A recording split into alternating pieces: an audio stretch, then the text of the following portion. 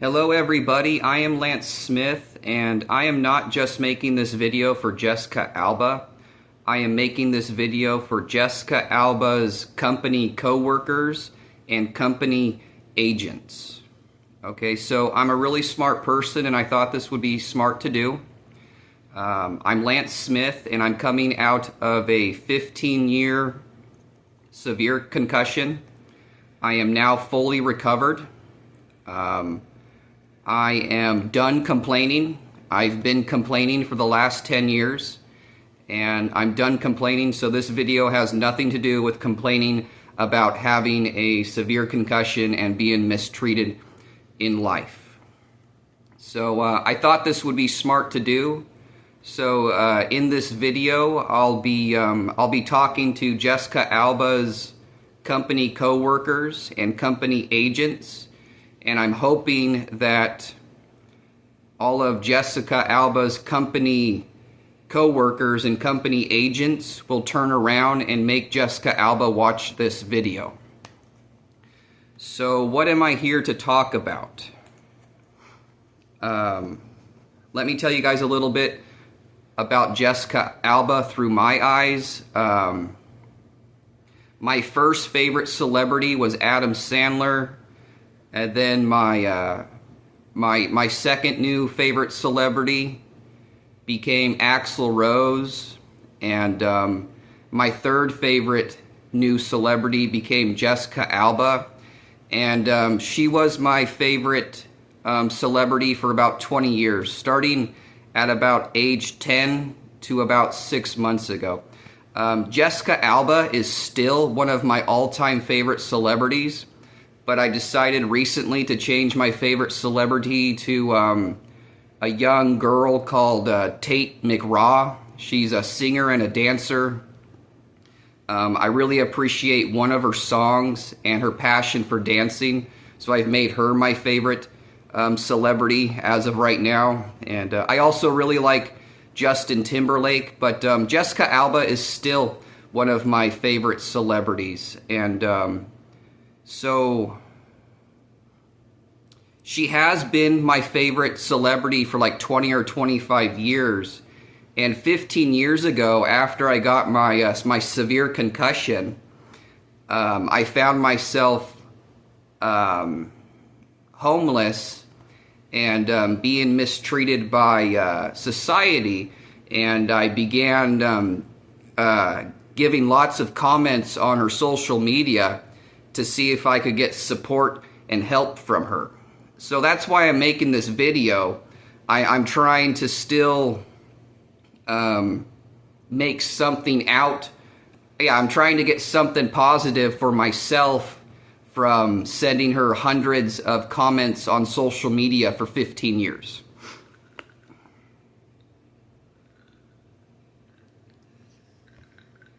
So I'm hoping that Jessica Alba's company co-workers and company agents will enjoy this video. And I hope they'll try to make Jessica Alba watch this video when they are all done watching this video.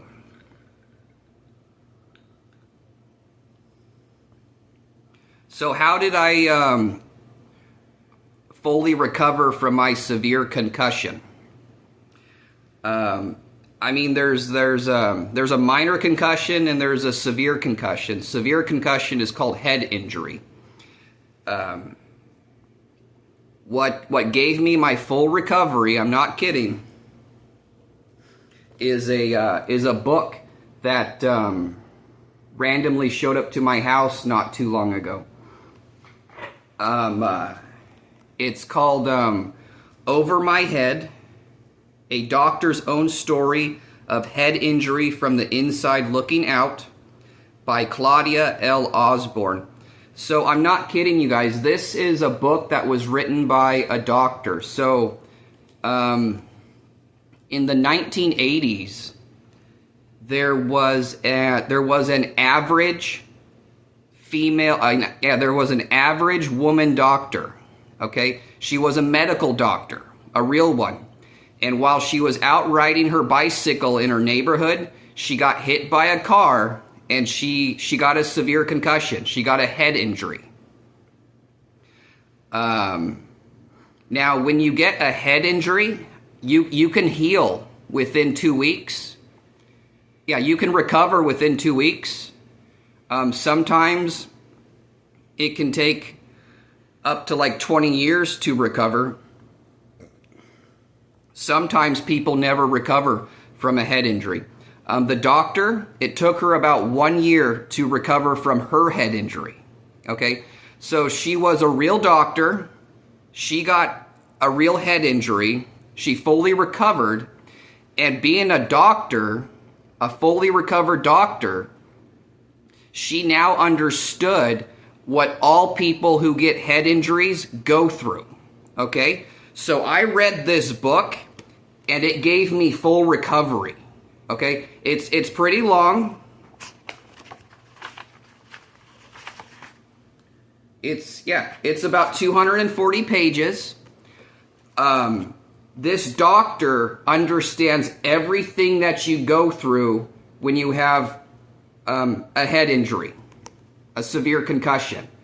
I cried like 5 different times reading this book because she understands everything that you go through. She understands your anger. She understands your paranoia. She understands your sadness. Like I'm reading this book, and she's able to show you that she understands what you went through and how to make you recover and how to pick you up. This was crazy. I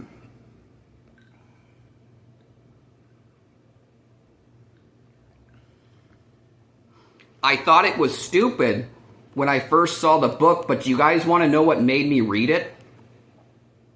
It's the color of the book. Do you guys see that it's in gray and red? Okay, the book is gray and the title is in red. I kid you guys not, after I got my severe concussion, and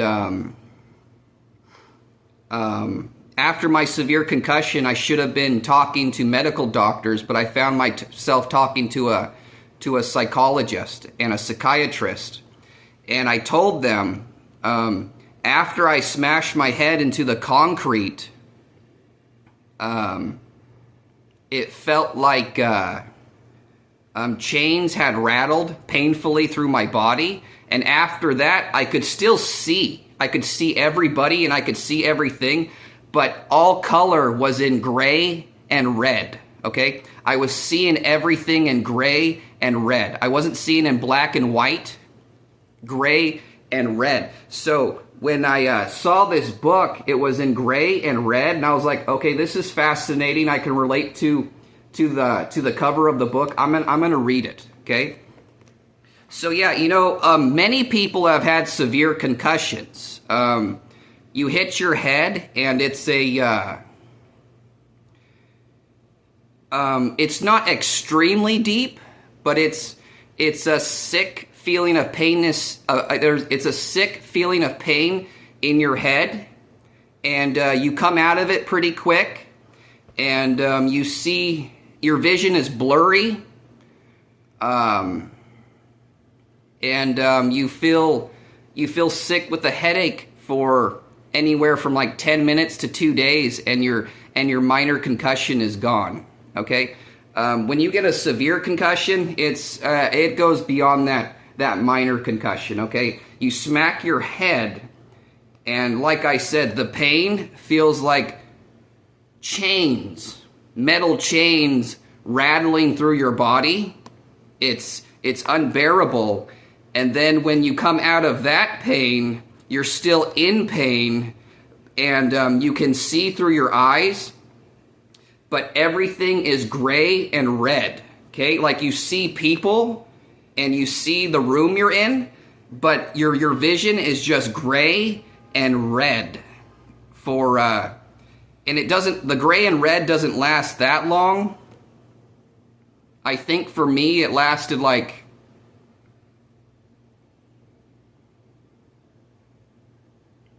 I'm going to say like 4 hours. It may have been 30 minutes, but I'm going to say it was like 4 hours of seeing in gray and red. After the gray and red is gone and your color comes back, Vision is still blurry, and you have a headache that feels like a stub toe. Not quite as bad as a stub toe, but it's like a it's not as bad as a stub toe, but it's like a blood throbbing migraine. Okay, again, I'm not complaining. I'm just talking about my recovery. So after my severe concussion, you know, I should have been in a hospital bed, a medical hospital bed, but I was taken to a mental hospital instead.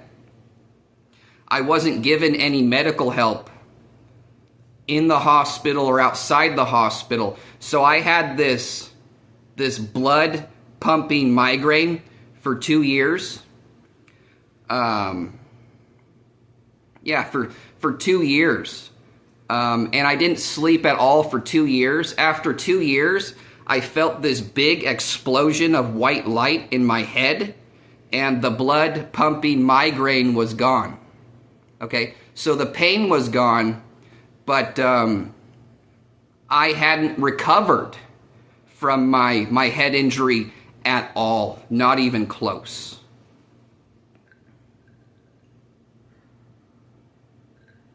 Again, when I came out of it, I was suffering from huge amounts of paranoia.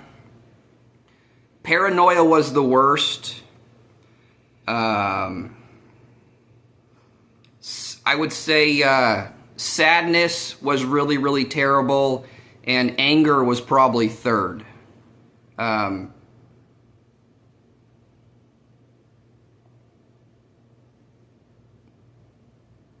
Well, I mean, the paranoia was first, maybe the anger was second, and the sadness was third. Yeah, let's put it that way, yeah. Well, it was, but after the pain was gone, the paranoia was awful. The anger was awful, and the sadness was awful. But this book managed to make me fully recovered, and got rid of my my paranoia, my anger, and my sadness. The doctor that wrote this in I think in like the 1990s, that's amazing.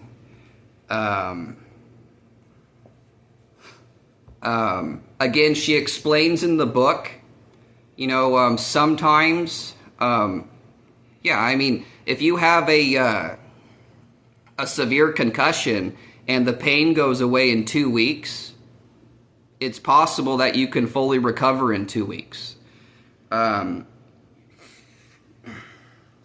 She managed to fully recover in like 1 year. It took me 15 years to fully recover. Some people, it can take 20 years or 30 years or 40 years to fully recover. And she said sometimes people don't fully recover from head injury at all, from severe concussion at all. It was super neat when you're reading this book. You know,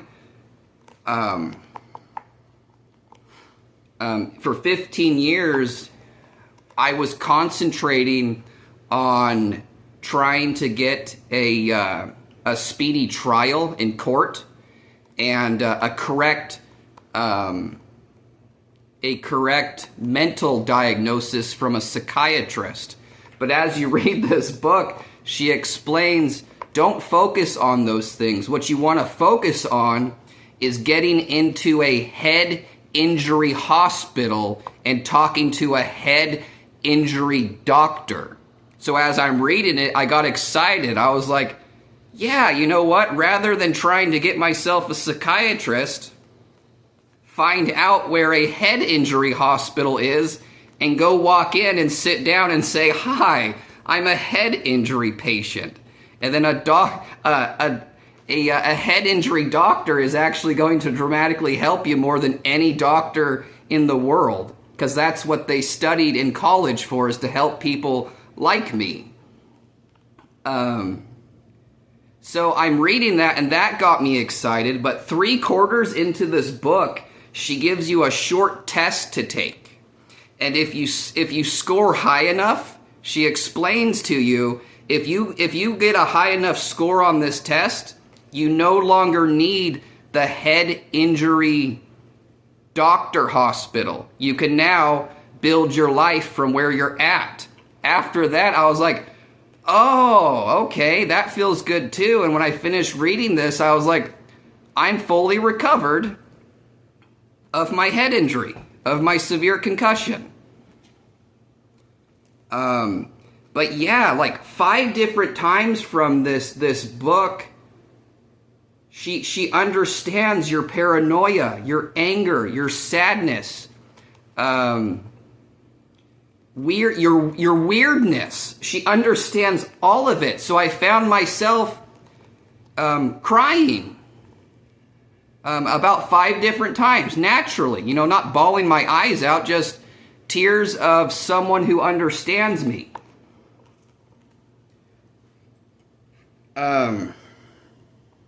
She gets every single point in there. It was crazy. The one that really blew my mind is she says, as you're recovering from someone when you're recovering from a head injury, people like me and herself, you find it hard to use small things like an alarm clock or a notebook to write notes for yourself on.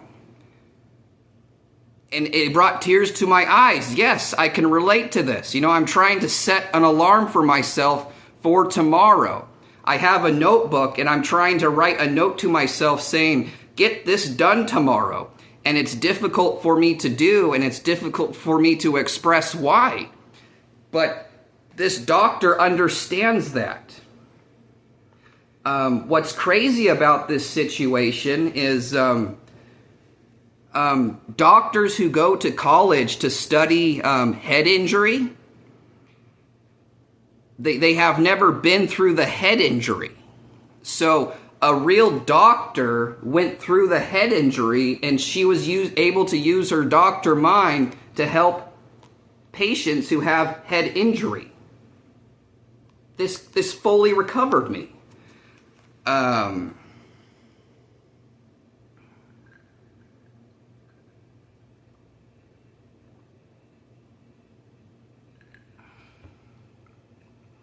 Oh, this was a part that really made me, that gave me tears, but not in such a good way.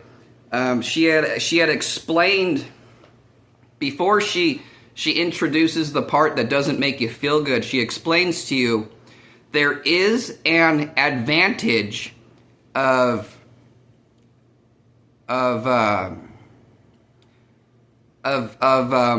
being a person who has recovered from head injury. You have an advantage in life about being someone who has recovered from head injury. But then she explains there's also something negative in life about being someone who has recovered from head injury. And this really brought these weren't tears of joy to my eyes. It was because I could relate to this too.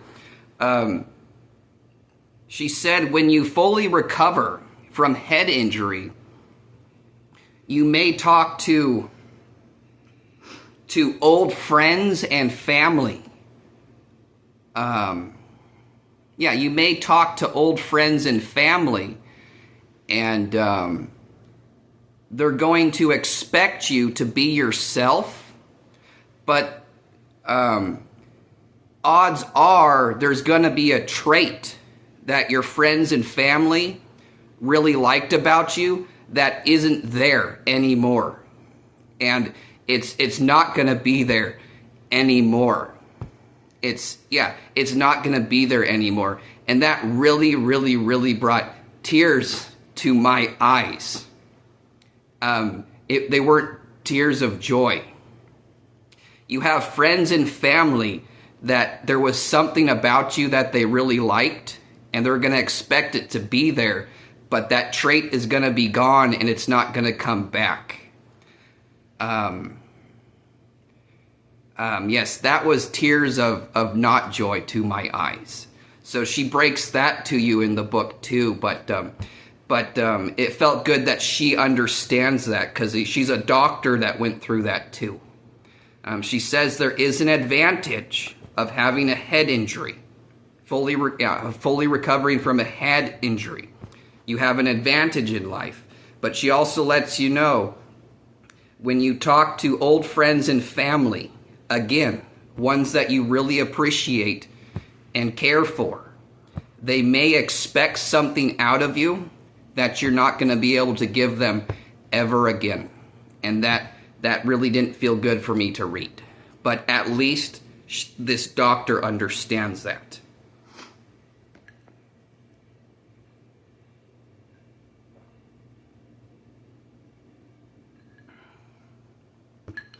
So anyways, I'm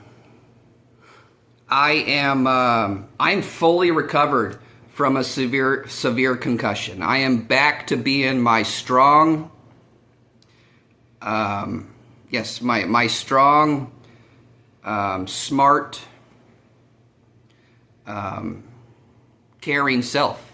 Yes, I'm back to being my strong and smart, caring, careful self.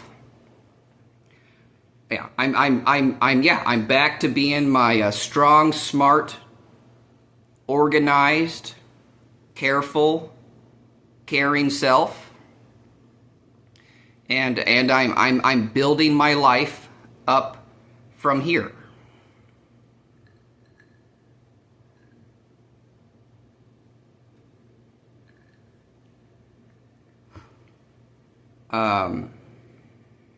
That might be the trait in me that's gone.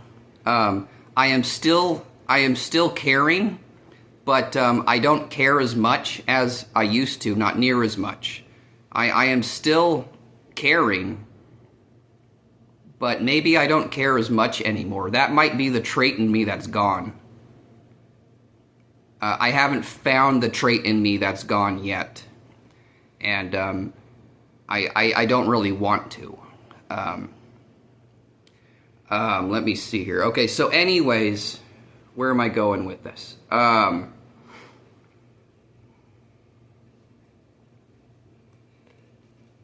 What was I saying? Okay, yes.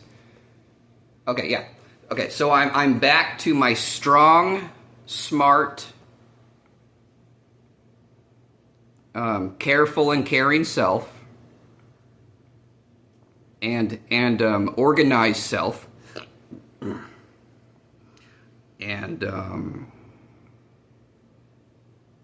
what am I trying to do right now? I already got my finances fixed. Yes, get a load of this, you guys. I've told people that for the last 10 years, I've been collecting a Social Security disability income check, and my disability payee was a criminal, that I wasn't able to get arrested, and this was the truth. I finally managed to work with a Social Security agent, and I was just attempting to get a local payee, but the agent said, Lance, I have approved to have you collect your own disability money. So I have my own bank account, and once a month, the Social Security office gives me my own paycheck. That's a really big deal in my life. It's not a huge amount of money, but I'm not dealing with someone that I have to say, hey, can I have my money for the month? And it feels, not only that, I was excited to have a local payee that was just a good person. But it was, I don't even have to deal with a payee anymore.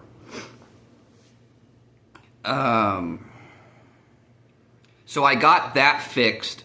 What I need fixed now, since I don't need the head injury hospital, is I I need to meet with a local psychiatrist to get a correct mental diagnosis. So again, if you have a mental illness, it doesn't mean you're retarded. So I mean, I've been studying psychiatry for the last 15 years, so I know exactly what I have. I've been dealing with criminal psychiatrists that write in my medical reports that he's bipolar, and everyone around me always says he's not bipolar. The person that'll back me up the most with that is, for 10 years, I had a DOC officer that I had to meet with anywhere from once a week to once a month. At the end of 10 years, he told me, hey, what do they diagnose you with anyways? I took 2 years of psychology, and I told him bipolar, and he goes, what? He goes, I've known you for 10 years now, Lance. He goes, out of everyone in my life, my coworkers, my friends, and my family, you are the last person that is bipolar. He goes, you definitely deal with some paranoia and some split personalities. He goes, you ain't got no bipolar in you. And I was like, thanks, man, I appreciate that. So, yeah, so I've been dealing with criminal psychiatrists. They write on my medical report, Lance is bipolar, and he has troubles admitting that he's bipolar. So he's bipolar, and he doesn't know that he's bipolar. So that's what I've been dealing with for the last 10 years. And even before getting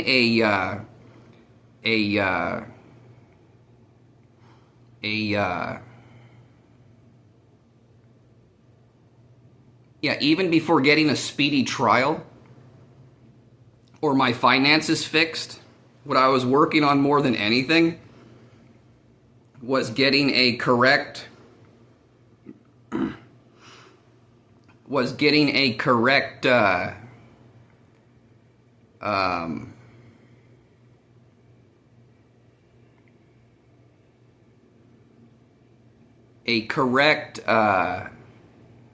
mental diagnosis. Again, I know what I have right now. I don't even have a mental illness that needs medications. So I definitely have OCD traits. I have paranoia that can be cured if a psychiatrist wants to help me. And I think I had one other thing. OCD traits. I believe I have ADHD traits, but there was one other thing that I thought I might have. The main thing I have is OCD traits, though, and let me explain my paranoia. My paranoia can be cured very quickly.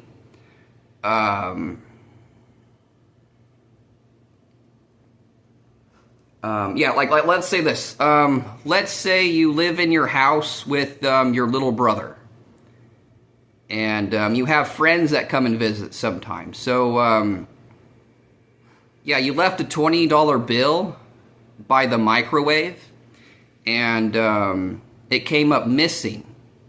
So your mind gets paranoid, saying, which one of my friends stole that $20 bill? And you're paranoid about it.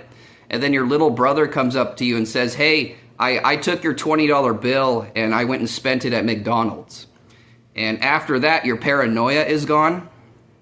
That's the kind of paranoia that I'm dealing with right now. So if a psychiatrist wants to give me some simple help, they can cure all of my simple paranoia. So that's what I'm working on second most in life.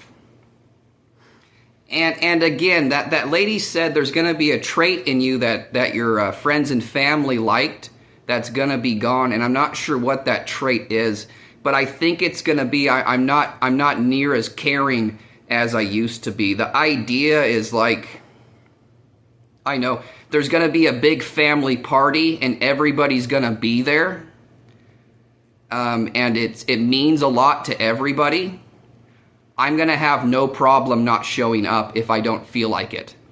Do you guys see what I'm saying? Like, I'm still a caring person, but I have no problem not going to that party, even if everybody gets upset about it. I think that might be the trait in me that's gone, that's never going to come back. You know, making sure that someone has a birthday present. I'm not going to be upset to isolate myself and work on drawing a picture instead. I think that might be the part in me that's gone. I'm not sure yet. I'm still building myself. So and I mean, there's a chance that none of those traits have left you. I'm just now becoming fully recovered and trying to understand who I'm going to be in this life.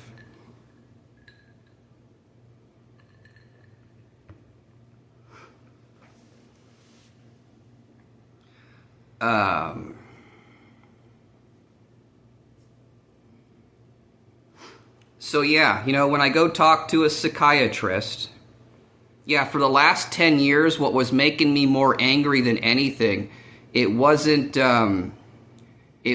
being treated illegally in court and not being given a speedy trial.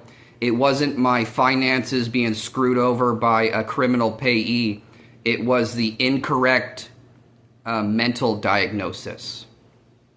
Because I'm sitting in a large hospital where all of the coworkers that work under the psychiatrist, they tell the psychiatrist he's not bipolar. And he goes, trust me, you guys, he really is bipolar.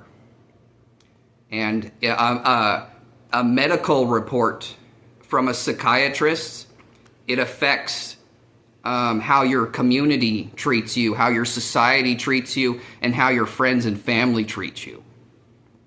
Okay, so, you know, I had no problem admitting I have the mental illness of paranoia and OCD. And, yeah, for 10 years, for 10 years,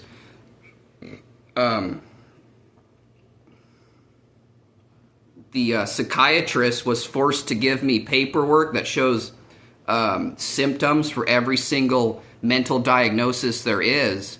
And I read the one on OCD, and I explained to him I have all these symptoms. And I told him scenarios of these symptoms I have.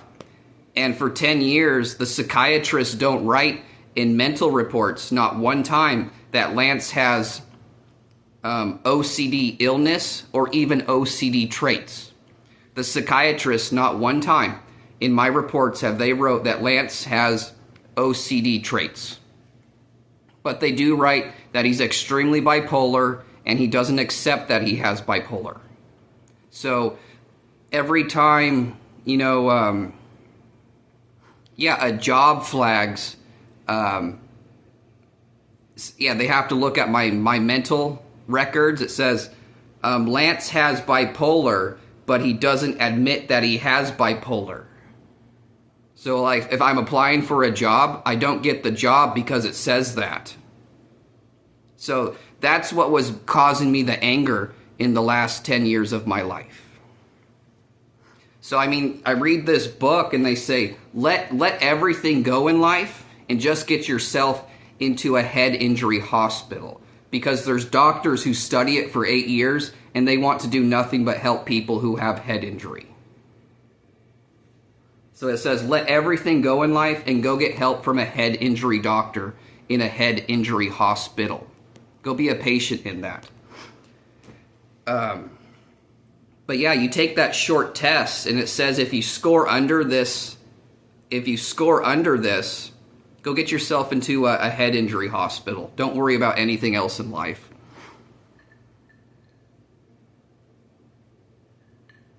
So yeah, what I'm working on right now is getting a psychiatrist who wants to help me and give me a correct mental diagnosis.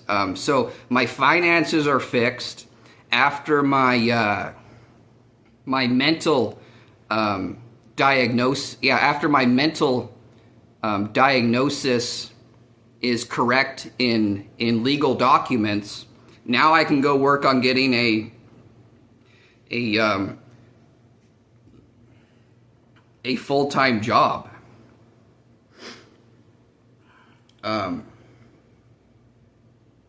For the last, for the last 10 years, I'm starting to understand why judges and psychiatrists, why judges were not giving me a speedy trial, and why psychiatrists were not giving me a correct diagnosis, was for two reasons. One, they didn't want beautiful girls to talk to me or befriend me or take guidance from me.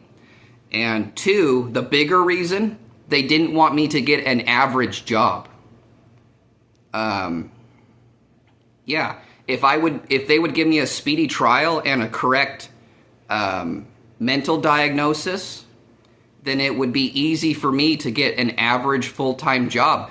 But these psychiatrists and judges, they don't even want to see me be a cashier at Walmart. So, so these judges, you know, they study law for 8 years. These psychiatrists, they study psychiatry for 8 years, and then they use the power of their knowledge and their job title to make it so I can't get an average job in society. Again, I'm not complaining. I'm just expressing my life and my recovery. And so that's where I'm at right now. And it's really, really funny regarding my split personalities. The doctors were always aware that I don't have split personalities. I mean, some people may say Lance Smith has like 100 split personalities, but if you talk to me in person, you understand that I don't have any. Because I'll tell you something like this. Let me tell you about my split personalities. I go, I understand. Yeah, let's say I'm in a mental hospital in a doctor's office, and you want to talk to me about split personalities. This is what I'll tell you. Okay. Hi, doctor. Okay. I understand that I am Lance Smith. I understand that I am just a human. I understand that I am in a mental hospital inside a doctor's office.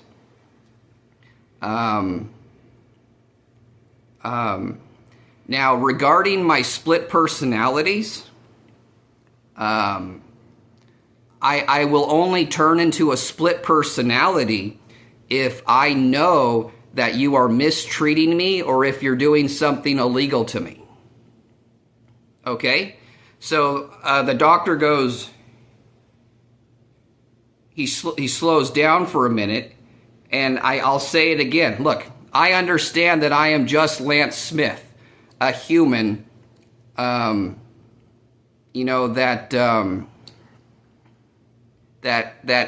just has the rights of what I'm allowed to do. I get that completely. I'm just Lance Smith. You know, I'm in a mental hospital. I collect a Social Security disability check. I have to obey rules and laws in society. I have to obey the rules of this hospital. I get that. Okay. I understand that I'm just Lance.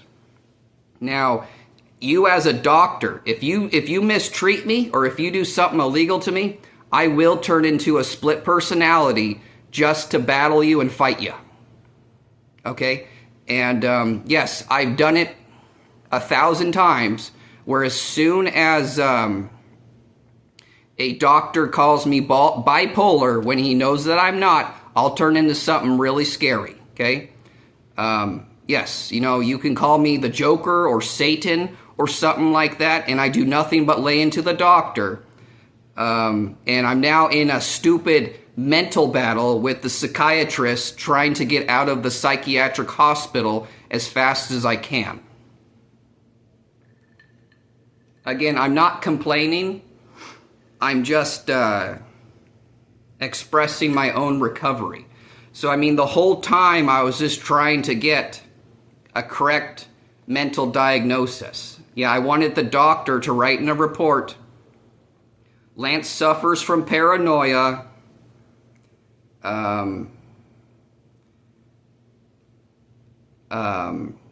He has split personalities that aren't split personalities.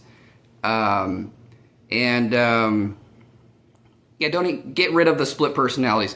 I've never met a doctor who has said, yes, he has split personalities when they understand. It always sinks into them when I explain that. They go, oh, you do understand that you're just Lance. Yes. So that's what it's like to meet me in person. So anyways, what I was trying to get the psychiatrist to do was go, yes, Lance suffers from paranoia. Yes, Lance has OCD traits. Yes, Lance has ADHD traits. That's all I was doing and focusing on for 10 years. My second focus was get a speedy trial. And then I read this book and it says, let it all go and go get yourself into a head injury hospital. But if you score high enough in this test, 3/4 of the way into this book, it says forget about the head injury hospital and use everything that you have learned in life to organize your life and go get yourself a job. And it has fully recovered me. Again, I am still suffering from a little bit of paranoia that a psychiatrist can fix, but I now have enough knowledge to find a psychiatrist that is going to want to help me. I have that knowledge now.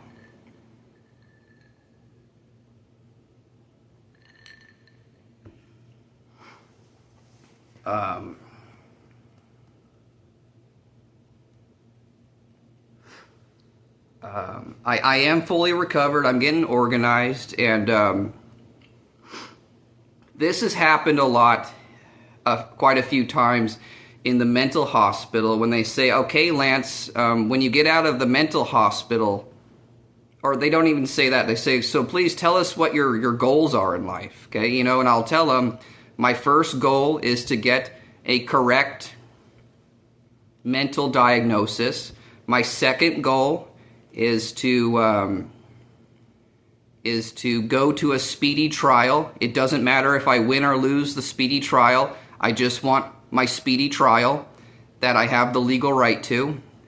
After I have my speedy trial, I want to get a full-time job, and you know, using my full-time job, I can pay for rent, get a car, and I can spend my money on things that I like McDonald's and going to the movie theater. And I'll tell them, in order to get to that full-time job, I need a correct mental diagnosis and I need a speedy trial. It doesn't matter if I win or lose the speedy trial. I need that speedy trial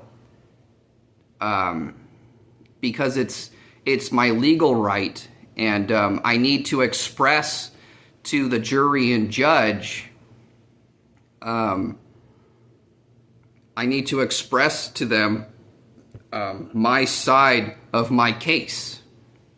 I say, if I get pled guilty, I will accept my punishment. But I believe I can win my case if the court just obeys the laws of court. I believe I can win my case if the judge and attorneys just follow the rules of their own job. And I tell the psychiatrist, you know, so what I need is that I need a correct mental diagnosis. I need a speedy trial. Okay, and then after I win or lose my speedy trial, I can get a full-time job. And I can progress my life with my full-time job. And they go, they'll go, yeah, it's clear that he's bipolar. But they've also said stuff like, do you believe you're famous and a celebrity? And I tell them, no, I don't. I tell them I I've told them, well, I'm a smart person, okay? I knew a lot of friends were trying to be famous at a young age, and I wasn't. At age 22, after my severe concussion, I had decided to attempt to become famous like most people do. And I told them, my go at it is, what you want to do is get a full-time job, and in your free time, work on trying to become famous. So there's a good chance that you're not going to become famous or become a celebrity. But what you want to do is get a full-time job first, and then in your free time,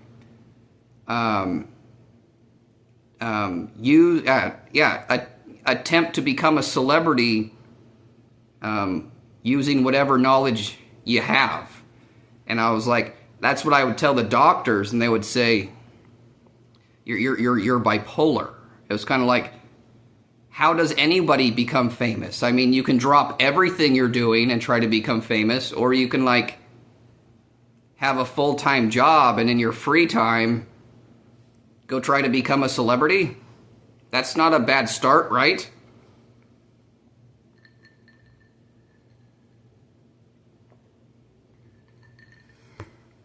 But even now, I claim to already be a celebrity and famous. But how do I express that?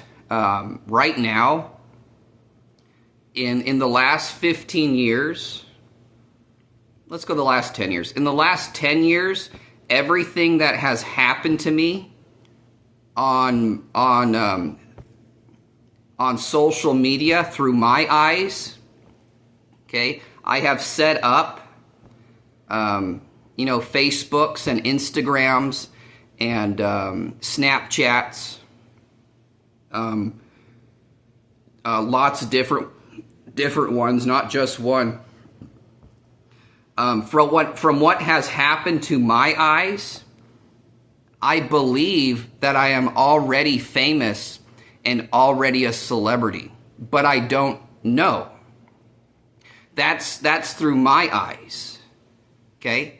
So when I tell people, I'm a celebrity and I'm famous, if I say it perfectly, I'm going to say, I believe that I am a celebrity and that I am famous, but I actually don't know. That is my honest answer. And people think that I'm delusional for saying that, but from what I've seen from my eyes, that's my honest answer. I believe I'm a celebrity and famous, but I don't know, because I actually looked up the definition of the word celebrity, and I believe I fit it, but it's impossible for me to know from everything that's happened to me, from my social media, from my own cell phone and computer. So this is part of my paranoia that a psychiatric doctor can help me cure from. Because if I go to a psychiatrist, I'm going to have no problem giving them the password to my Facebook account, and I'm going to say, here, psychiatrist, please look at this and tell me if you think I'm suffering from delusions and paranoia, or if I'm correct about a few things. Okay, because for the last 14 months, I made about 7,000 posts on my Facebook, and I had 4,000 friends and 800 followers, and I never get more than 3 likes or 3 views. And I won like 30 different Facebook badge awards for recognition, and I never get more than 3 views or likes on my through my Facebook. It doesn't say that I have any more than 3 views or 3 likes on any of my pictures or my or my videos or my posts. So I can tell the psychiatrist, I believe that I am a celebrity and famous, but I don't know. And this is paranoia that I have, that I need a psychiatrist to help me with. So right now, my main goal is to get a psychiatrist that will give me a correct mental diagnosis. I don't need them to help me with my social media. I have enough knowledge to work with attorneys to help me figure this out. Okay? Yes. Yeah, so that my next goal is to get a correct psychiatric diagnosis. After that, it's get a full-time job. After the full-time job, it's use the money to give attorneys money to help me figure out what's going on with my social media, to get attorneys to help me with the paranoia that social media has caused me.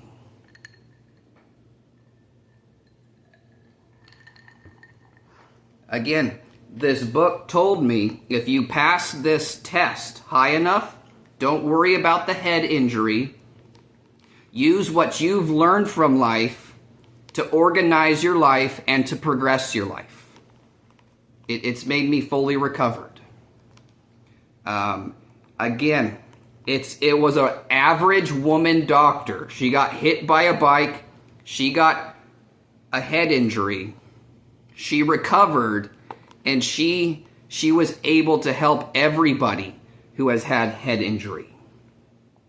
It said in this book that every year about 400,000 people suffer from head injuries. Okay? So there's going to be a large amount of head injury doctors that want to help these people. But those doctors don't know what the patients actually go through, but this doctor did. It's amazing. So she was a doctor, and she came out of it, and she went through all the trauma and paranoia and sadness and anger that everyone who has head injury goes through.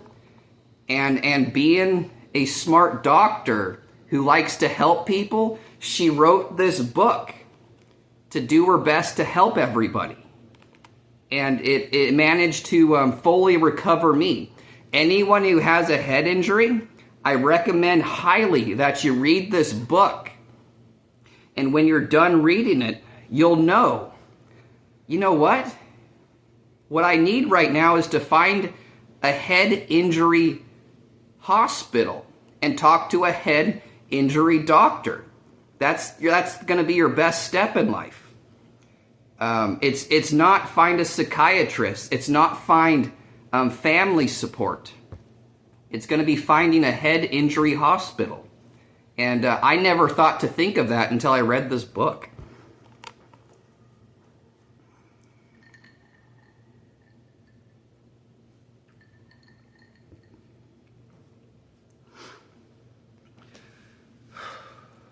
So I said I made this video not just for Jessica Alba, but for Jessica Alba's company co-workers and company agents. Okay, so I said I'm trying to make something positive for myself out of being a big fan of Jessica Alba and sending her hundreds of social media comments for 10 years. And this is the positive thing that I'm trying to make out of giving Jessica Alba hundreds of social media comments for 10 years. I've been trying to get Jessica Alba to contact me through my phone to give me some guidance. And I told myself, make one more attempt, but make it much more simple and much more light. I know Jessica Alba is an extremely busy person, But if her own coworkers and agents can get her to watch this video, I'm not even asking for a personal phone call from her. But if someone from her company, one of her coworkers or her agents, could give me like a 5-minute phone call just saying, yeah, hey Lance, we're aware of who you are and what has happened to you, and we just want to say congratulations with your recovery, and we hope to see you do well in life. Something like that from one of her coworkers or agents. To be honest, that would actually dramatically pick me up and help me. Yeah, I mean, like, you know, Jessica Alba, she clearly didn't become a celebrity on her own. There was people helping her. So, I mean, what I'm saying is Jessica Alba has probably gotten a phone call from other people that helped her out. And I'm saying that if someone from her, if one of her coworkers or agents gave me a simple phone call, it would help me out the same way. So I'm trying to get something positive for myself from giving Jessica Alba hundreds of comments for 10 years. I'm trying to get Jessica Alba to encourage one of her coworkers or agents to give me a simple phone call saying, hey Lance, yeah, to say something like, you know what, Lance, you worked really hard to get through to Jessica Alba. You stepped, yeah, you worked hard. You weren't afraid to stick out and try to make something happen for yourself. So we're going to give you some recognition for doing that. Here's a simple phone call. We hope you do well in life. That would dramatically help me. Something like that. You guys get the picture? So yeah, I told myself, try one more time. And after this time, let trying to get help from Jessica Alba completely go. And go get that correct psychiatric diagnosis. Go get that full-time job. Get yourself a car. Get your life organized. And enjoy life with everybody else in your society.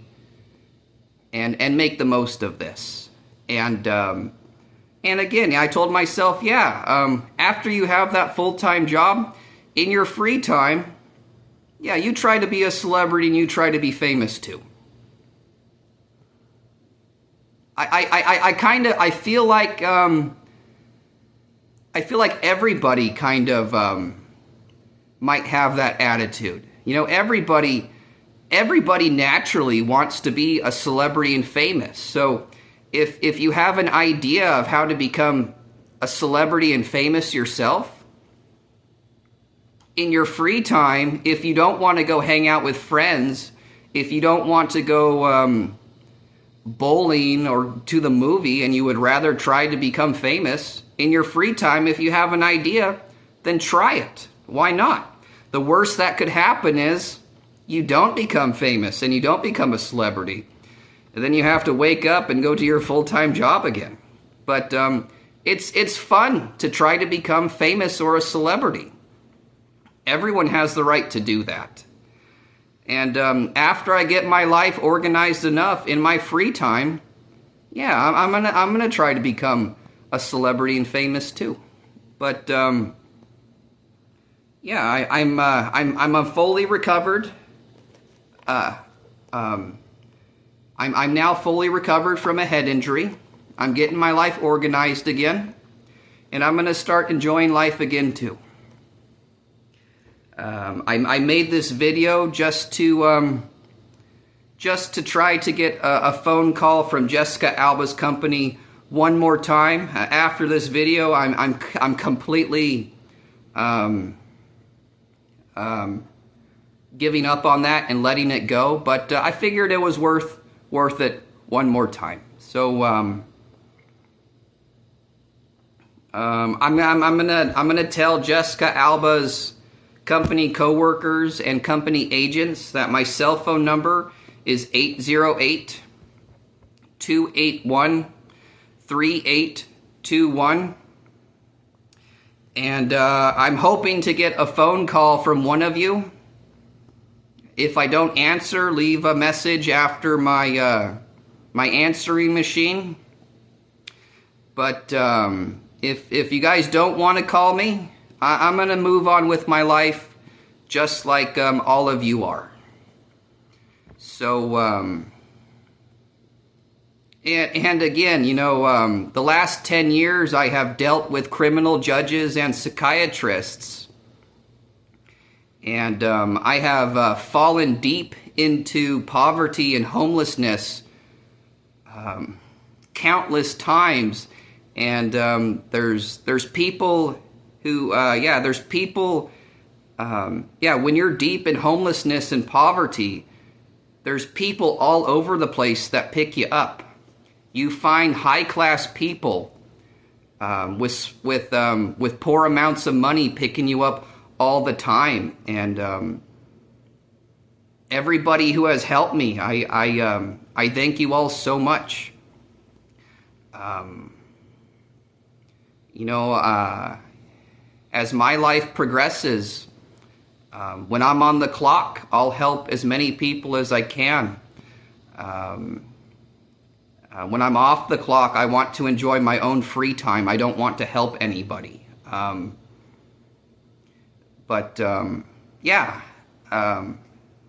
I'm on the clock, I'll help as many people as I can. And when I'm off the clock, I won't help as many people as I can, but I'll help who I can when I'm off the clock, if I feel like it.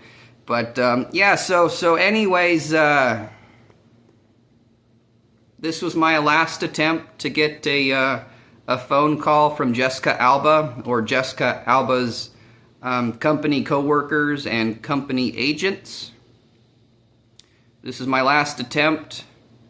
I am now fully recovered from a 15-year head injury, and I'm getting organized, and I'm enjoying life a little bit better every single day. So how do I end this video?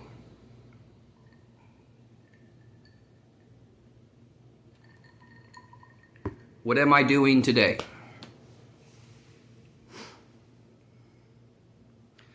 I'm going to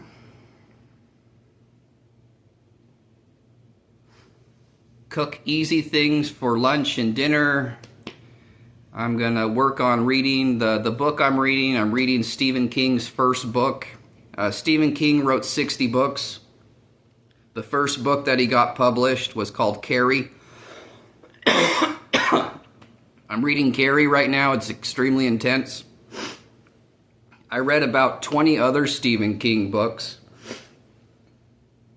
I enjoyed all of them, but one that he read's called Cell. And Cell was the scariest book that I've ever read. You're not going to be able to set up a scarier book than the book Cell by Stephen King, but the other 20 books that I read by him, I enjoyed them. Carrie is intense. That was the first book that he wrote and got famous for. Carrie is effing scary. So today I'm going to cook easy things for lunch and for dinner. I'm going to read my Stephen King Carrie book, and I'm going to play a couple dumb free cell phone games that I have, and then after that, I'm going to take a couple dollar store sleep aids and get a good night's sleep. I know how to end this video. Do you guys like what my hair looks like right now? It's blonde. I kid you not, in high school, this was my natural hair color, kind of. Okay, I had, my natural hair color was blonde with brown. Yeah, it was like blonde with brown highlights. That's what my hair naturally did in high school. after high school, I got bummed out because it went completely brown. And I'm getting ready to dye my hair red, and I bleached it. And this isn't hard for me to rep blonde at all. In fact, I feel completely normal like I did in high school. This was my average hair color. So this is not hard for me to rep at all. But I think tomorrow I'm going to put the red in. What was I going to say?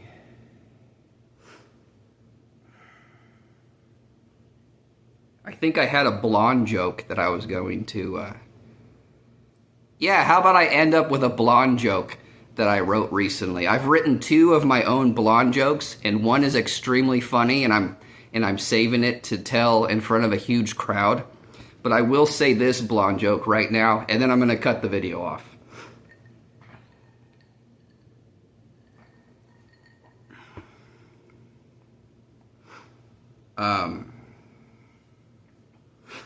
Do you know how... So this is the blonde joke. Okay, so do you know how sometimes people like to talk about if I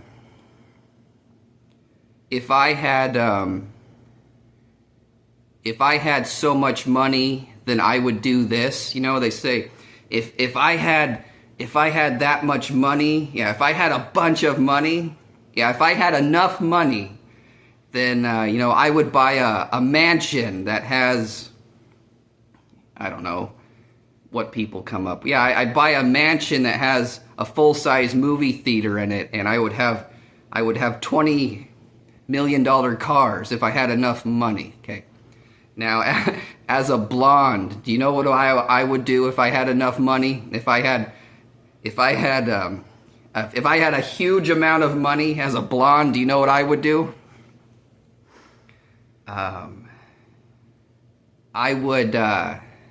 I would leave my door wide open while I run the air conditioning. So yeah, I would crank my air conditioning all the way up on a hot day, and then I would open the door wide open. If I had enough money, that's what I would do. Okay, I'm gonna cut this video.